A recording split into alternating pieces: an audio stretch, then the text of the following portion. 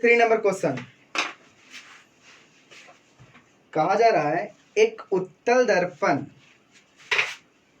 दर्पण ऐसा होगा, इसका आवर्धन है 1/2, तो उत्तल दर्पण आवर्धन प्लस होगा, तो एम बराबर है 1/2, यानी यहां पर -v/u 1/2 दे दिया। इसमें कहा गया कि जबकि वस्तु दर्पण से 90 सेंटीमीटर दूरी पर है, तो इसमें वस्तु कहां पर होगा 90 सेंटीमीटर दूरी पर, यानी u जो होगा यहाँ पर माइनस में 90 होगा। तो जब यहाँ पर हम रखेंगे 1/2 इज इक्वल टू -v/u कितना -90, माइनस से माइनस कैंसिल, और ये कटेगा कितने बार में 45 बार में, तो यहाँ से मिलेगा v इज इक्वल टू 45, तो v इज इक्वल टू 45 मिला। तो अगर ये दर्पण है, बाद में मैग्निफिकेशन चेंज करना हो तो वस्तु को हम इधर उधर कर सकते हैं, लेकिन दर्पण तो चेंज नहीं करेंगे। जब दर्पण चेंज नहीं करेंगे तो इसका फोकस दूरी चेंज नहीं होगा। तो यहाँ से u पता है, v पता है, तो हम फोकस निकाल देते हैं। तो फोकस निकालेंगे 1/f is equal to 1/v से, तो 1/u कितना -90 और प्लस में 1/45, तो यहाँ से एलसीएम -90 -1 ऊपर में और प्लस में 2, यानी आएगा 1/90 1/f इज इक्वल टू, तो एफ इसका मिल गया 90 सेंटीमीटर। तो एफ मिल गया 90 सेंटीमीटर, इसका मतलब कि अब ये चेंज नहीं करेगा और एफ हो गया 90 सेंटीमीटर। लेकिन अब क्वेश्चन फिर से पलटेगा। क्वेश्चन ये कहा जा रहा है नेक्स्ट में इसी में कि यदि प्रतिबिंब की माप वस्तु से, यानी अब नया वाला की HI जो है HO का 3rd भाग है, ठीक है, तो ध्रुव से वह कितनी दूरी पर रखनी चाहिए, यानी नया में U पूछा जा रहा है कि वाट क्या होना चाहिए, नया वाला U। अभी वाला V भी नहीं पता, जो V45 था वो इसके लिए था, तो V भी नहीं पता है, यानी यहाँ से हमको V बराबर वाट, लेकिन पता क्या हो गया है, F पता हो गया है। तो हमें यही चाहिए कि U का वैल्यू पूछा जा रहा है कि नया वाला में कि अगर 1/3 आवर्धन चाहिए था तो उस केस में वस्तु को कहाँ रखेंगे, यानी U पूछा गया है। तो जब U पूछा गया तो अब हम लोग क्या करते हैं कि जब ये उत्तल दर्पण है, इसका मतलब है कि मैग्निफिकेशन जो है वो प्लस में 1/3 होगा और -v/u होगा, तो 1/3 -v भी नहीं पता, u भी नहीं पता, छोड़ देंगे, तो u को हम लिख सकते हैं -3, ठीक है, क्योंकि इसको ऊपर में जब लेके जाएंगे तो -3 भी आएगा।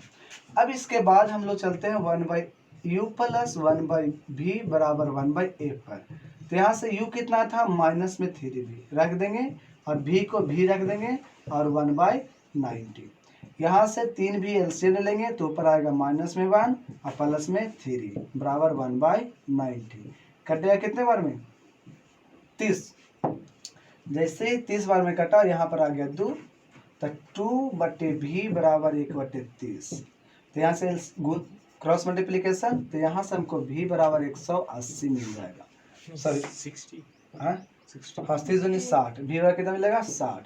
जैसे v बराबर 60 मिला, आप यहाँ पर v की जगह पे डाल दो, तो डालोगे तो क्या होगा -30 × 60 यानी -180 सेंटीमीटर, यानी इसको लिख सकते हैं 1.8 मीटर। तो एक 1.8 मीटर अगर हम इधर में रखेंगे, यानी इसके दुगने दूरी पर रखेंगे, तब उसका आवर्धन हमारा कितना हो जाएगा 1/3, तो आंसर हो जाएगा इसका A। चलिए नेक्स्ट क्वेश्चन 24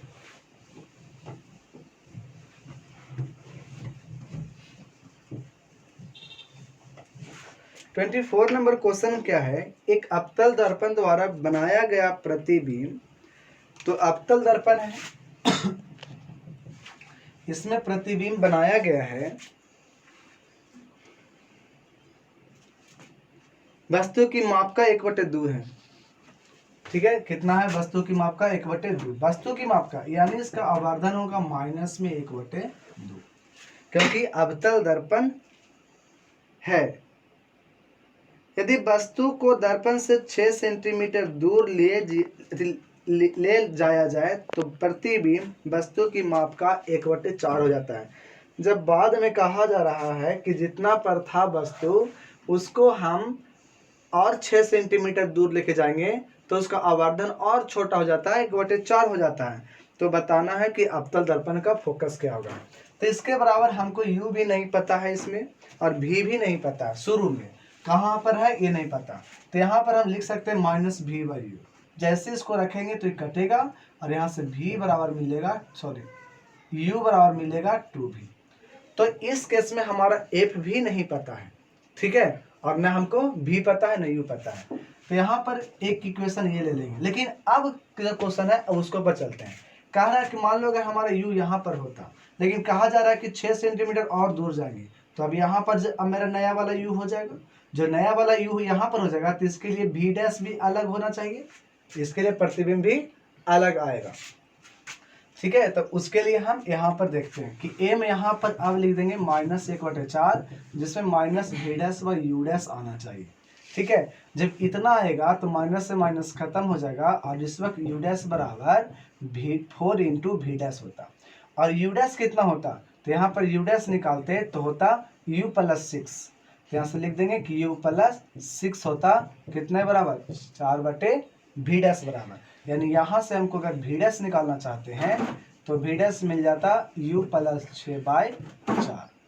अब क्या करते हैं कि फॉर्मूला जब इसके लिए लगावे, मिरर फार्मूला या पहले वाला, दोनों में हमारा क्या होगा, एक ही आएगा, क्योंकि दर्पण हम चेंज नहीं किए हैं तो इसका फोकस चेंज नहीं होगा।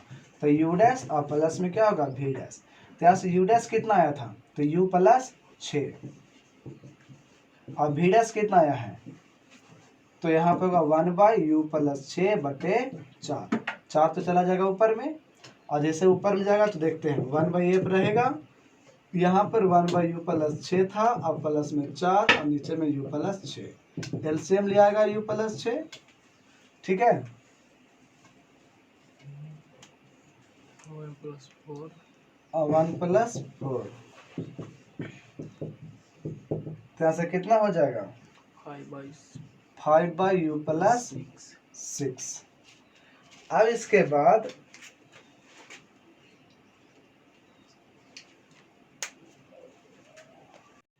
ठीक है, एक इक्वेशन हम यहाँ पर लिख लेते हैं। दूसरा इक्वेशन क्या करते हैं कि पहले वाला जो थ्योरी था, जो फर्स्ट केस था, उसमें अगर हम यूज करेंगे तो कितना आ जाएगा, देखिए 1/u को क्या लिख सकते हैं, 2v, या तो यहाँ से u को रहने दीजिए, v निकालते हैं, तो v के जगह पे रख देंगे u/2, तो 2 को भेज देंगे ऊपर में, तो u नीचे, तो 1 + 2 किसके बराबर, 1/f बराबर। तो यहाँ से मिलेगा 3/u बराबर 1/f, यानी u बराबर, सॉरी हाँ, इसको उधर लेके जाएंगे तो u बराबर कितना लिख देंगे, 3f। जैसे u बराबर 3f आ गया, अब इसमें u के जगह पे 3f रख देते हैं, तो देखिए क्या आ जाएगा। जैसे ही हम यहाँ पर 1/f है, अब 5 था, u के जगह पर कितना रखना है, 3f। इतना बड़ा बड़ा क्वेश्चन कभी आने वाला नहीं है, ठीक ना। इसको ऊपर भेजिए तो कितना होगा, 3f + 6 = 5f। इसको इधर भेज देंगे, यहाँ f + 6 बराबर कितना आ जाएगा, 2, सॉरी जो खत्म हो जाएगा ना, बचेगा 6, 3 जगह तो माइनस में 2f, यानी होगा 3, यानी आपका आंसर यहाँ पर मिल गया 3 सेंटीमीटर, ठीक है। तो इस प्रकार से 24 नंबर क्वेश्चन, तो इतना बड़ा बड़ा क्वेश्चन एग्जाम में नहीं देगा, कैलकुलेशन बेस्ड नहीं रहता है, ज़्यादातर आसान रहता है। 2 घंटे के क्वेश्चन में पौन घंटे से 1.25 घंटे के बीच में क्वेश्चन को किया जा सकता है, ठीक है। जैसे अब 24 नंबर क्वेश्चन 25 नंबर में पढ़िए, कह रहे एक फोकस दूरी वाले उत्तल दर्पण के सामने, ठीक है, उत्तल दर्पण होगा 25 में, एफ फोकस दूरी, इसका फोकस दूरी भी एफ ही है, इसके सामने एफ दूरी पर कोई वस्तु रखते हैं, यहाँ पर जो ओ रखेंगे, यानी इसको ऊपर एफ दे दिया गया, तो इसका प्रतिबिंब कहाँ बनेगा, तो सोचना है u बराबर कितना लेंगे, -f, और f बराबर क्या लेंगे, f क्यों लेंगे, क्योंकि हमें f दे दिया है। तो अब क्वेश्चन पूछा जा रहा है कि v बराबर y, तो यहाँ पर चलेंगे 1/u + 1/v बराबर 1/f। तो इस केस में u के जगह पे -f और इसके जगह पे f, अब बराबर, सॉरी v तो हमको पता नहीं है, अरे इसको भेज देंगे उधर, तो 1/v बराबर 1/f, माइनस में था तो प्लस में, तो एक कितना होता है, 2, यानी 1/v = कितना, 2/f, पलट देंगे तो v बराबर आएगा f/2, तो आंसर होगा f/2। दर्पण के पीछे, कभी भी उत्तल दर्पण में दर्पण के सामने में नहीं बनता है, दर्पण के पीछे बनेगा। तो 26 नंबर क्वेश्चन हो गया F/2 दर्पण के पीछे। अब है 26 नंबर क्वेश्चन। 26 नंबर क्वेश्चन में थोड़ा समझने वाली चीज बात है। कहा जा रहा है, इसमें थ्योरी से समझ लेंगे तो काम हो जाएगा। कह रहे सूर्य का व्यास 600 सेंटीमीटर वक्रता त्रिज्या वाले अवतल दर्पण के ध्रुव पर लगभग 32 डिग्री कोण बनाती है। मतलब सूर्य होगा बहुत बड़ा, जिसका अवतल दर्पण अगर यह है, अवतल दर्पण का व्यास दे था कितना 600, यानी इसकी वक्रता जो त्रिज्या होगी वो कितना होगा 300 होगा। वक्रता त्रिज्या 600, फोकस होगा 300। तो यहाँ पर जब एक एंगल बना रहा था, तीर बना था 32 डिग्री, इसका मतलब ऊपर होगा 16 मिनट और नीचे भी टोटल मिलाएंगे तो कितना होता है 32 मिनट। लेकिन अब यहाँ पर जब हम देखते हैं कि क्वेश्चन में क्या है कि सूर्य का व्यास नहीं पता, व्यास दिया हुआ है 600 सेंटीमीटर, वो दर्पण का दिया हुआ था। तो दर्पण को अगर गोल करते तो उसका वक्रता त्रिज्या हो जाती 600। ठीक है, इसमें सॉरी गलती है 16। अब उसमें कहा जा रहा था कि अवतल दर्पण के जब ध्रुव पर इसको जब इमेज बनाते हैं, मतलब ये एंगल बनाते हैं, तो 32 डिग्री टोटल बनाता है। तो हम आधा ले लेंगे तो कितना बन जाएगा 16 मिनट का। इस अवतल गोलीय दर्पण द्वारा बनाए गए सूर्य के प्रतिबिंब का व्यास क्या होगा। अब इसका हमको व्यास निकालना था कि कितना होगा। तो देखिए इस सूर्य का हो गया त्रिज्या, जिसको हम लोग HO मान लेते हैं। जब HO मानेंगे तो यहाँ पर हमको ये वाला अगर पता है, क्योंकि ये वाला देखिए ये जितना ऊपर में है उतना ही नीचे में है। अब नीचे में है तो इसका मतलब ये समझेंगे कि अगर ये दर्पण इधर का है और ये इधर का आ रहा है कौन एक्सिस, तो सूर्य इस प्रकार से रखा हुआ है। जब सूर्य इस प्रकार से रखा है तो जितना हाइट ऊपर उतना ही हाइट नीचे, इसका मतलब कि वस्तु कहाँ पर है केंद्र पर है। तो केंद्र पर है तभी तो इसका क्या होगा कि जितना साइज ऑब्जेक्ट का है उतना ही साइज इमेज का होता है। इसका मतलब है कि ये कहाँ पे है केंद्र पे। जब केंद्र पर होगा तो इसका जो व्यास था कितना 600 व्यास था, हाँ व्यास था 600। इसका मतलब ये वाला कितना होगा रेडियस 300 सेंटीमीटर होगा। ठीक है, 300 सेंटीमीटर होगा त्रिज्या यहाँ से यहाँ तक का। तो आपको निकालना है ये, अगर ये निकल जाएगा तो आपको 2 से गुना कर देंगे तो आपका सूर्य का व्यास पता चल जाएगा। तो देखिए कैसे निकालेंगे। अगर हम 10-16 मिनट निकालें तो आपको मिलेगा हाइट, और यहाँ पर मिलेगा आपको क्या बेस कितना है 300।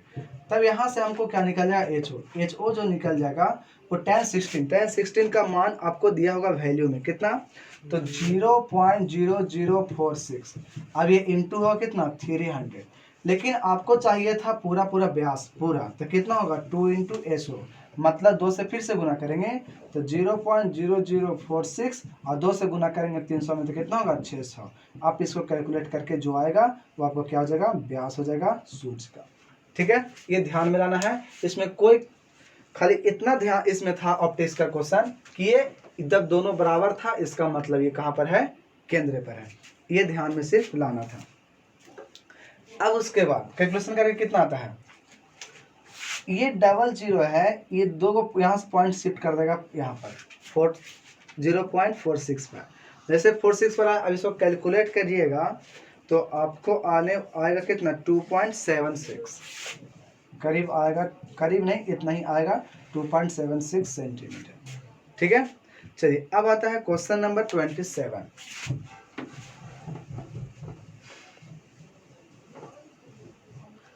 क्वेश्चन नंबर 27 पे करें कि अभिसारी प्रकाश, अभिसारी मतलब कि पैरेलल अगर आएगा तो एक जगह पे वो मिल जाएगा। किरण पुंज 40 सेंटीमीटर वक्रता त्रिज्या के एक उत्तल दर्पण पर आपतित होती है। तो यहाँ पर अगर उत्तल दर्पण अगर ले लेते हैं तो इसका वक्रता त्रिज्या 40 है, इसका मतलब फोकस कितना होगा 20 होगा। अभिसारी है मतलब सब किरणें ऐसे ऐसे आएगी और एक जगह पे आकर के मिलेगी।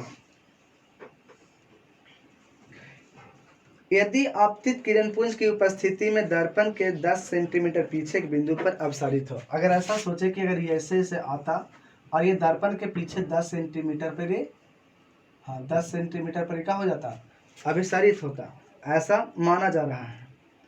यदि आपतित किरणपुंज की उपस्थिति में दर्पण के 10 सेंटीमीटर पीछे एक बिंदु पर अभिसारित हो, दर्पण के 10 सेंटीमीटर पीछे कोई बिंदु पर अभिसारित हो, ठीक है, तो उस बिंदु की स्थिति जिस पर किरणें परावर्तन के बाद अपसरित होती है। मतलब ये बताया जा रहा है कि 10 सेंटीमीटर पर अगर होता तो इसके बारे में बताए, तो ये हम कह सकते हैं कि 10 सेंटीमीटर पर ये अभिसरित नहीं होता। क्यों नहीं होता? कि जानते हैं कि जो भी समांतर जो मुख्य अक्ष के समांतर किरणें आती है वो दर्पण से टकराने के बाद मुंह फोकस से गुजरती है। जब मुंह फोकस से गुजरेगा तो फोकस यहाँ पर कितना है 20, यानी इसका स्थिति 10 सेंटीमीटर पर ना होकर के कहाँ पर होता 20 सेंटीमीटर पे, और भी कहाँ दर्पण के पीछे। तो इसका आंसर हो जाएगा सी। ठीक है, अब है 28 नंबर क्वेश्चन। ये भी आपको नहीं क्वेश्चन पूछा जाएगा 28 नंबर, क्योंकि ये भी बहुत बड़ा बनने वाला है। जैसे क्वेश्चन कहा जा रहा है कि एक छड़ जो कि 30 सेंटीमीटर फोकस के उत्तल दर्पण के मुख्य अक्ष पर रखी गई है, जिसका एक सिरा 1.20 मीटर तथा दूसरा सिरा दर्पण से इतना मीटर दूरी पर है, तो उसकी प्रतिबिंब की लंबाई। जैसे कि ऐसा है कि अगर कोई मान लेते हैं कि ये उत्तल दर्पण अगर होता तो इसका से एक छड़ मान लेते हैं कि ये वाला है, ठीक है, और इसका फोकस दिया गया कितना 30 सेंटीमीटर, तो फोकस तो पीछे होगा, इसमें तो कोई दिक्कत नहीं है। लेकिन एक सिरा जो छड़ का है 1.2 मीटर की दूरी पर है, और दूसरा जो है आपको ये है 3.3 मीटर की दूरी पे। तो यहाँ पर एक बार u इसको लेंगे और f लेंगे, तो यहाँ से v निकालेंगे। तो चलिए निकालते हैं। फर्स्ट केस में अगर u बराबर 1.2 विजिबल है, तो अगर हम u बराबर 1.2 मीटर लेके चले तो माइनस में लेना पड़ेगा, और f कितना है 30। तो यहाँ से अगर 1/v प्लस 1/u चलेंगे 1/f पर, तो यहाँ से अगर 1/v निकालेंगे तो क्या होगा 1/f माइनस 1/u, वैल्यू रख दें। f का वैल्यू कितना 30 और माइनस 1/-1.2 कट जाएगा, एक पॉइंट हटेगा, ऊपर में 10। अब इस प्रकार से अब यहाँ पर देखेंगे तो आ जाएगा कितना, एलसीएम लीजिए 60 है एलसीएम, 60 आएगा 3 2 और प्लस में कितना 50, तो है कितना 52/60। ये आएगा 1/v, मतलब v बराबर यहाँ पे v1 मान लेते हैं क्योंकि फर्स्ट इसको माने हैं। तो u1 अगर यहाँ पे मानते हैं तो ये क्या होता है v1, तो ये मिलता 60/52। अब एक बार हम u2 मान के चलते हैं इसको, तो कितना होगा 3.3 माइनस में, और ये पता है कितना था 30 था। इसका मतलब फिर से अगर हम 1/v निकालेंगे तो क्या था 1/f माइनस 1/u, इसका मतलब 1/30 और माइनस 1/-3.3, माइनस माइनस खत्म। तो अगर 3.3 से अगर करें तो 10 ऊपर, तो 330 यहाँ पर एलसीएम मिलेगा। ठीक है, तो यहाँ पर कितना हो जाएगा, गुना कीजिए तो 11 आ जाएगा, और प्लस में कितना आएगा 10, 11 10 21/330, 3 से कटेगा 7 बार में, और इधर 110, तो यहाँ से भी मिलेगा 110/7। अब क्या करना है कि दोनों में जो बड़ा होगा उसमें से छोटा को घटा देंगे, वही आपका आंसर होगा। ठीक है, मतलब ये सिंपल क्या है, इस थ्योरी को ये क्वेश्चन कभी नहीं आने वाला है। ठीक है, क्योंकि 10th लेवल में है ही नहीं। इसको बोलते हैं लॉन्गिट्यूडनल मैग्निफिकेशन, इस पर बनाया जाता है ऐसे क्वेश्चंस पे। ठीक है, दो प्रकार के मैग्निफिकेशन भी होता है, लेटरल और एगो लॉन्गिट्यूडनल। तो ये लॉन्गिट्यूडनल का केस हो जाता है। तो इसमें क्या करना था, एक बार ऑब्जेक्ट इसको मानते तो इसके लिए प्रतिबिंब कुछ बन जाता, इसके ऊपर अगला बार ऑब्जेक्ट इसको मानते तो इसके लिए अगला बार प्रतिबिंब बनता, जो दोनों का जो वैल्यू आता उसको क्या करते घटा देते, तो हमारा वही छड़ का प्रतिबिंब का लंबाई मिल जाता। ठीक है, चलिए अब आते हैं 29 नंबर क्वेश्चन।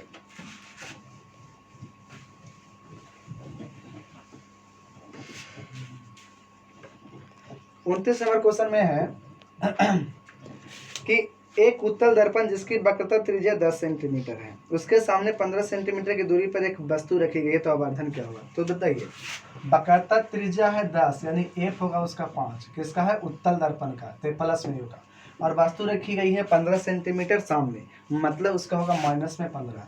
तो यहाँ से हमको 1/v निकल जाएगा 1/f माइनस 1/u, यानी 1/f माइनस 1/-15। इसका मतलब 1/5 और प्लस 1/15, एलसीएम कितना जाएगा 15, तो फिर आएगा 3 + 1 यानी 4/15, 1/v, यानी हमको यहाँ से v निकल गया 15/4। जैसे निकल गया, हमको क्या चाहिए था मैग्निफिकेशन, तो minus v by u formula, तो माइनस वी कितना 15/4 और यू कितना माइनस में 15 कट जाएगा, 15 खत्म, आंसर 1/4। ठीक है, अगला है 30।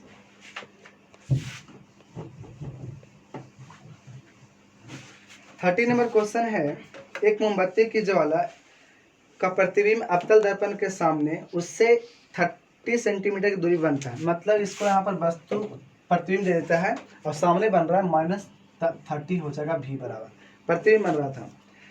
ज्वाला की लंबाई थी कितना 10 सेंटीमीटर। ठीक है, ज्वाला की लंबाई HO कितना है 10 सेंटीमीटर, और HI दिया हुआ है 5 सेंटीमीटर। तो HI क्या होगा, सामने बन रहा है तो नेगेटिव बनेगा क्योंकि उल्टा बनता है। ठीक है, हो गया कितना, तो पूछ रहा है दर्पण की फोकस। तो यहाँ से HI और HO पता है, मतलब एम निकाल सकते हैं HI/HO और यहाँ से -V/U। इसका मतलब HI -5 और HO कितना 10, इसका मतलब -V पता है कितना -30 और U नहीं पता, कट जाएगा, यहाँ से कटेगा 2 बार में, तो यहाँ से U मिलेगा कितना 30 ना 60 माइनस में, तो 1/U + 1/V = 1/A। यहाँ से कर दें 1/-60 + 1/-30 = 1/8, यानी यहाँ पे एलसीएम 60, तो -1 -2 = 1/8, यानी -3/60 1/8 कटेगा 20 बार में, तो यहाँ से A बराबर -20 सेंटीमीटर। तो आंसर होगा 20 सेंटीमीटर, याद रखना है, मतलब याद नहीं रखना है, इसको बना लेना है। चलिए 31 नंबर क्वेश्चन में आते हैं। ये था 30 नंबर क्वेश्चन। अब है 31 यानी 31 नंबर क्वेश्चन में कहा जा रहा है कि एक अवतल दर्पण की वक्रता त्रिज्या 40 सेंटीमीटर है। कोई अवतल दर्पण होगा जिसका वक्रता त्रिज्या कितना है, C है 40 सेंटीमीटर, तो ये हो गया 20 F और ये हो गया 40। कहा जा रहा है कि वह दो स्थान जिन पर एक वस्तु को, वह दो स्थान बना बताना है जिस पर एक वस्तु को उस वस्तु के 4 गुने माप के प्रतिबिंब के लिए रखा जा सकता है। यानी ऐसा जगह वस्तु का चुनना है, 2 जगह जहां पर रखने से उसका प्रतिबिंब जो बनेगा वो 4 गुना बड़ा बनेगा। तो देखिए, अगर वस्तु को हम यहाँ छोड़ते हैं तो इसका प्रतिबिंब इधर बनेगा तो बड़ा बनेगा, तो हो सकता है कि इसके बीच में रखें, पहला कंडीशन। दूसरा कंडीशन, अगर यहाँ भी रखते हैं तो इसका प्रतिबिंब बनेगा पीछे और वो भी बड़ा बनेगा। तो यहाँ एक या तो यहाँ रखेंगे या तो यहाँ। चलिए, ऑप्शन से इसको बनाने की जरूरत नहीं है, ऑप्शन से इसको बना सकते हैं। फर्स्ट ऑप्शन दिया हुआ है 50 सेंटीमीटर और फिर कितना है 30 है, और दूसरा ऑप्शन में आपको दिया हुआ है 25 और 15, और थर्ड में आपको दिया हुआ है 40 और 16,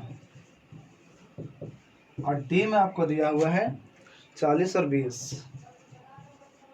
तो देखिए, आपको 20 है तो एक तो 20 और 40 के बीच में होगा, तो 40 और 20 के बीच में कौन है, 50 तो होगा नहीं।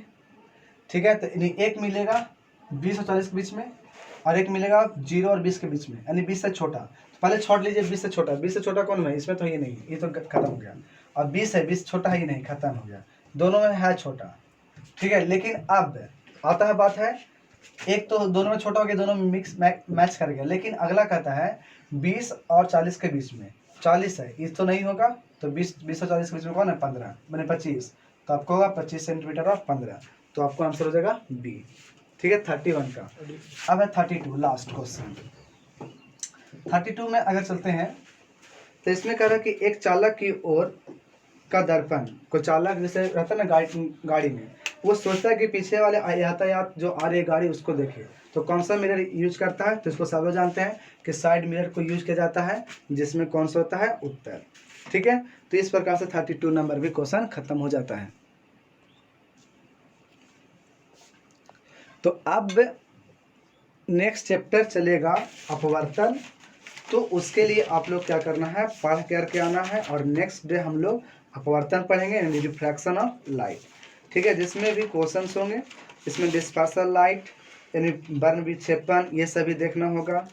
ठीक है, इसमें इससे क्वेश्चन आता है। ठीक है, तो रहने देते हैं।